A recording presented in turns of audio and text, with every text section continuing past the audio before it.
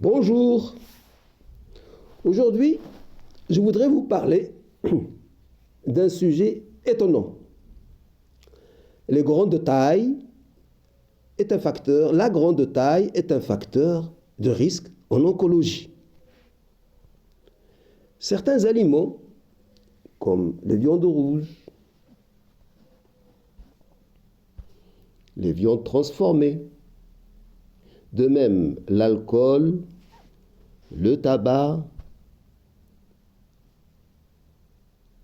sont des facteurs de risque concernant le cancer colorectal.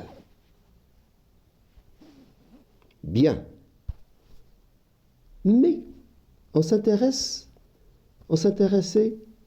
aux habitudes alimentaires, la sédentarité, le surpoids, l'obésité, le tabagisme, mais une nouvelle méta-analyse apporte de nouvelles preuves que les personnes de grande taille sont plus susceptibles que les personnes de petite taille de développer un cancer colorectal ou des polypes du côlon. Cette vaste étude, réalisée à l'université Johns Hopkins à Baltimore, renforce les preuves que la taille est un facteur de risque négligé et qu'il faut en tenir compte lors de l'évaluation et de la recommandation des patients pour le dépistage du cancer colorectal. Cette étude a été publiée en ligne le 1er mars 2022 dans la revue Cancer Epidemiology, Biomarker and Prevention. Chez les femmes ménopausées,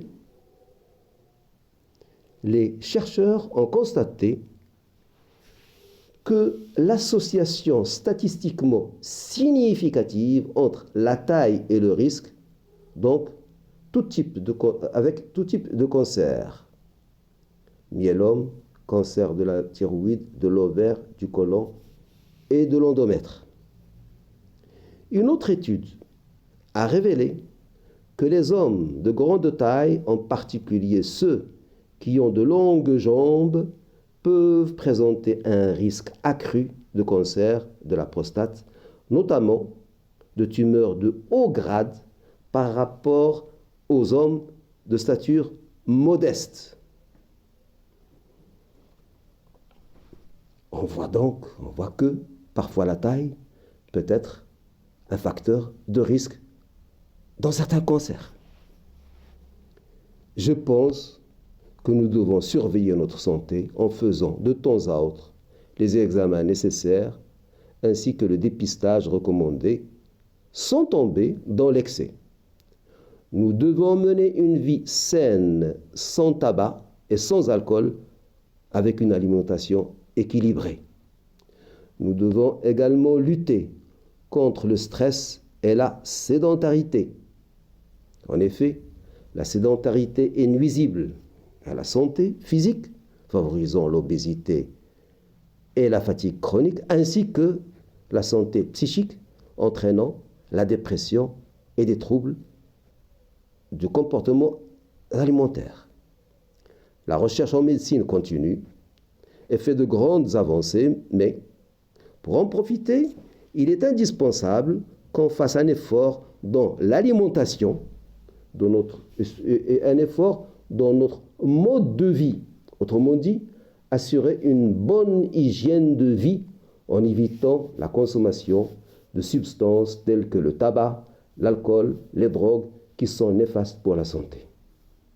Comme j'ai dit dans certaines vidéos antérieures, les chercheurs et les médecins font leur travail, à savoir soulager et traiter les malades. Mais de l'autre côté, nous sommes condamnés à bien nous occuper de notre hygiène de vie. Voilà ce que je voulais vous dire aujourd'hui dans cette vidéo. Si vous avez aimé, vous pouvez liker et vous pouvez également, si vous le souhaitez, vous abonner pour ne rater aucune vidéo. Flash Actu Santé vous remercie de votre attention et vous dis à demain. Au revoir.